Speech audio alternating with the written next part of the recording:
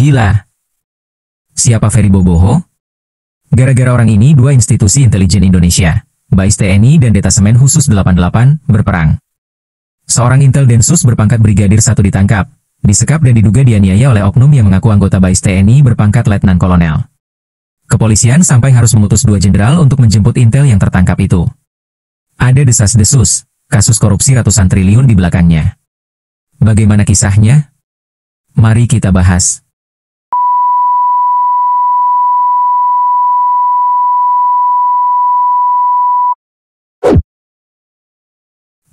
Juli 2025. Jakarta sedang sibuk, lalu lintas padat, dan di tengah hiruk-pikuk itu seorang pengusaha bernama Ferry Yanto Hongkiriwang alias Ferry Boboho sedang makan siang bersama keluarga dan seorang teman yang juga pengusaha, Michael Yoman. Mereka duduk memesan makanan di Bogor Cafe Hotel Borobudur. Suasana awalnya santai. Tapi dari meja lain, seseorang tampak mengangkat ponselnya, diam-diam membidik Ferry. Beberapa foto diambil tanpa izin. Ferry tersentak. Instingnya sebagai orang yang lama bergaul dengan aparat, berbunyi. Ia bangkit, menghampiri. Dan disitulah drama dimulai. Orang itu ternyata Bribtu Faisal Faizur Rahman, anggota Densus 88. Seketika suasana tegang. Ferry menuding, "Kamu siapa? Kenapa motret saya diam-diam?" Pegawai hotel mencoba melerai. Tapi di tengah kekisruhan, sebuah insiden terjadi. Handphone sang pemuntit jatuh, bahkan sempat dibanting oleh Ferry. Dari ponselnya, ia menekan nomor seorang perwira tinggi TNI. Tak lama kemudian, beberapa sosok berpakaian preman memasuki area hotel. Mereka adalah personel dari BAIS TNI. Bribtu Faisal akhirnya diamankan. Identitasnya dibuka, ternyata bukan polisi biasa, tapi anggota Densus 88 anti-teror. Siang itu, Hotel Borobudur jadi panggung senyap pertarungan intelijen. Bribtu Faisal dibawa BAIS. Sejak 25 Juli siang, setelah digiring keluar dari Bogor Cafe, Bribtu Faisal seolah lenyap. Bagi rekan-rekannya di Densus, ia hilang kontak. Tak ada kabar, tak ada laporan resmi.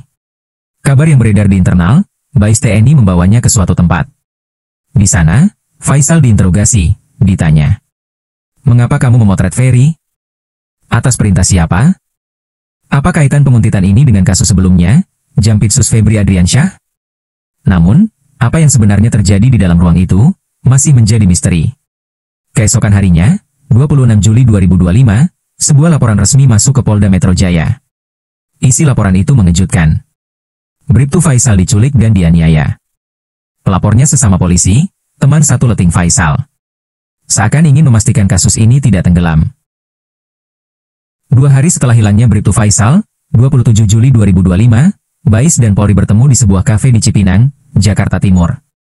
Pertemuan ini berlangsung tegang, 9 jam negosiasi, ruangan di booking penuh, dijaga puluhan aparat. Di balik pintu, ada 4 jenderal, 2 dari TNI, 2 dari Polri. Mereka bukan jenderal sembarangan, ada nama besar dari Propam, Brimob, hingga polisi militer TNI. Setelah diperiksa kesehatannya, Faisal diserahkan kembali ke Polri. Ia pulang tanpa luka, tapi membawa cerita yang berbeda. Bribtu Faisal akhirnya kembali ke pangkuan institusinya. Ia seakan bebas, tapi tidak sepenuhnya merdeka. Karena pada 28 Juli, Faisal datang bersama pengacaranya ke Polisi Militer Cilangkap, Jakarta Timur. Di sana ia menyerahkan laporan resmi. Isinya mengguncang. "Saya diculik. Saya dianiaya oleh orang-orang yang mengaku BAIS." Lebih jauh lagi, Faisal menyebut satu nama samar. Seorang perwira berpangkat Letnan Kolonel ikut serta dalam perlakuan keras terhadapnya. Menurut investigasi Tempo, selain dianiaya, Bribtu Faisal juga tidak diberi makan selama penyekapan dan dipaksa menahan muntah di mulutnya. 29 Juli 2025, Ferry akhirnya ditangkap polisi dari Ditreskrimum Polda Metro Jaya di apartemen mewahnya di kawasan Mega Kuningan, Jakarta Selatan. Dugaan yang dituduhkan adalah penculikan dan penganiayaan Bribtu Faisal. Apartemennya digeledah. Yang ditemukan bukan sekadar pakaian dan dokumen bisnis, tapi sesuatu yang jauh lebih bernilai dalam dunia intelijen.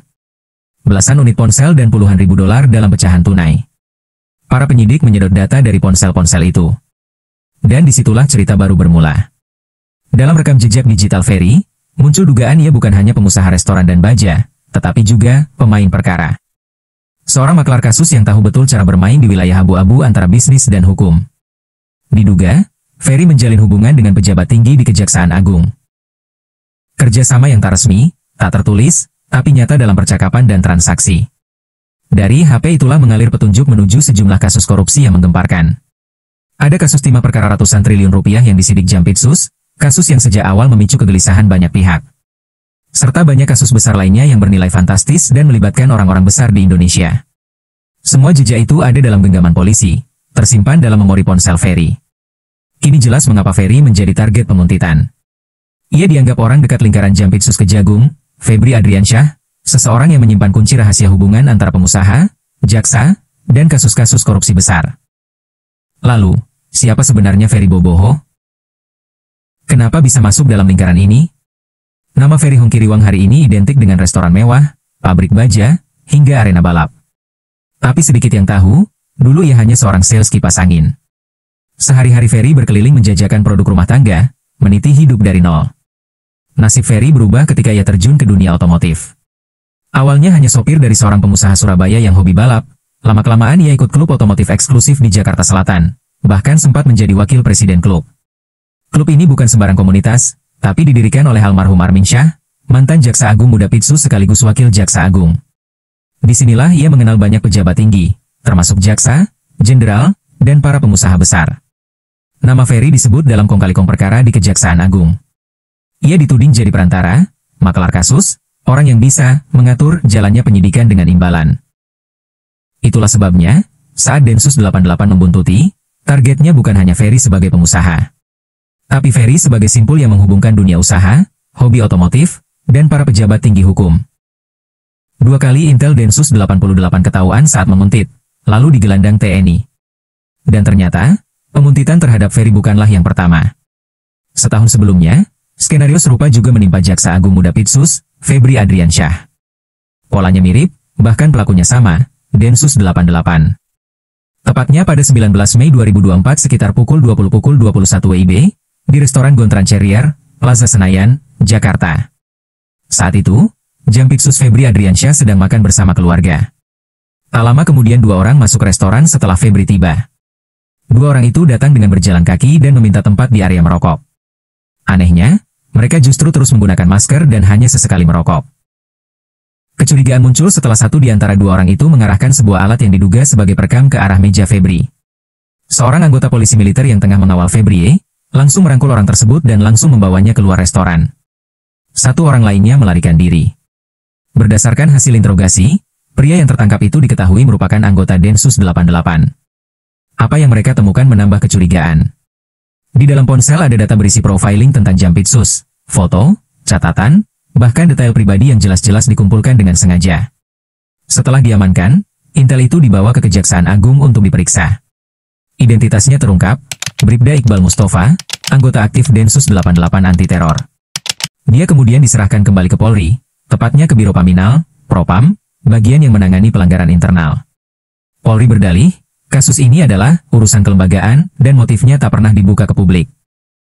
Yang cukup menarik dari kejadian ini, restoran Prancis tempat Febri makan malam itu ternyata milik Ferry Hongkiriwang, yang kemudian turut dikuntit intel Densus 88 pada Agustus 2025 lalu.